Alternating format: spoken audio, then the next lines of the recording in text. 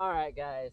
So we see a lot of people who try the Ultra L. The most common mistake that I see is that people try to rush to their feet. And even with the normal size board, a 5-footer, 6-footer, most people are standing way too early. They're standing before the board even planes. And what happens is, as the board bogs down, by the time you get to your feet, you basically have to give it more power and more front foot pressure to hold it down, and the board basically wants to rock it out of the water, then level off. This is could be very challenging, especially if your technique's not that great. It'll cause you to basically just crash. And so when you take that to a smaller board, it makes it even harder. So the best advice I can give you when moving to a smaller board or a smaller wing is take your time. Be patient on the starts.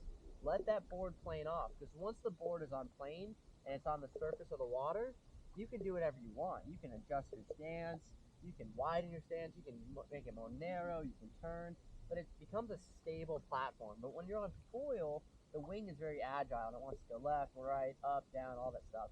But if you put the board on the water, it's just like riding a board. So you have a nice stable surface on the water. All right, so the first thing I want to do before I even get going is I want to learn how to engage the motor where you can actually feel the throttle. And so the way to do that is I'm going to lift the nose up just so I can get connection here. But when I click it in gear, there's a moment where I barely pull the trigger, and you can hear that the clutch kind of engage, just enough. So basically, what you do is you power on, power off, and you want to just find that sweet spot on the throttle where the motor just engages, and I can slowly idle. So right now, I'm doing about 1 mile an hour, 0 miles an hour on here. I don't know if you can see that, but I'm barely idling. So that's what you want to do. Is you want to get this thing barely idling.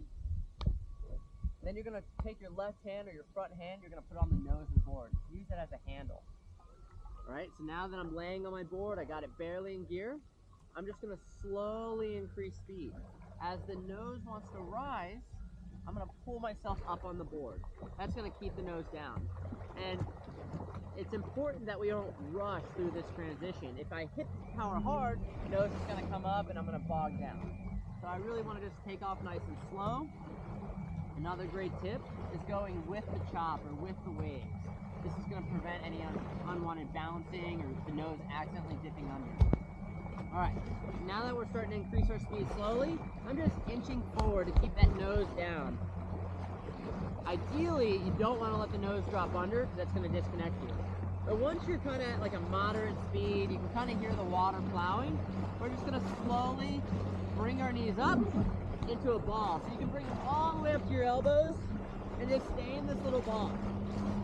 Now you can slowly increase the throttle and go right into high on knees. And high on knees is our signature position where it might be the most important position when it comes to standing and transitioning to your feet. But when you get your hips above your knees, it keeps the weight all the way forward. If I get lazy and I come back, my board's going to rise up. So we want to make sure we're in this high on knees position. And as you accelerate out of the hole, you can actually stay here. I can go as fast as I want, but the board's going to stay on the water. This is going to give me a solid base for standing. Now to stand up, we have two ways to do it. We can do the standard front foot first, back foot first. That's what most people are going to do. However, with the Ultra, I personally think the best way to do it is back foot first. This will allow you to eventually be able to do hot starts, but with a smaller board, it just makes sense. So, what I'm going to do is I'm going to take my lead arm and I'm going to fully extend it and I'm going to get that shoulder active. What I want to do is create a solid base. So I'm going to take this hand and I'm going to put it straight down, locking out my shoulders. And I'm going to support all my weight on that hand. Now I'm just going to slightly turn my left hip inward. If you're goofy footed, it would be the opposite. So I'm going to turn inward, keeping all the pressure on my arm, my shoulder, arm locked. And I'm just going to basically get my back foot planted. I'm going to turn it out 90 degrees, get it planted, and then I'm just going to split my front foot underneath. Boom. Now that I got both feet on the board, it's very important that we get in the right position to ride, which is our hip forward, chest up, front knee bent, back leg almost straight. And now I'm riding on the surface of the water on plane. We have to make sure we maintain our speed. We don't want to bog down. We got to keep our speed up. And And then once we're on plane, we're standing, you can make all your foot adjustments. So find that sweet spot, pop up on foil. Now you're riding an ultra like a pro.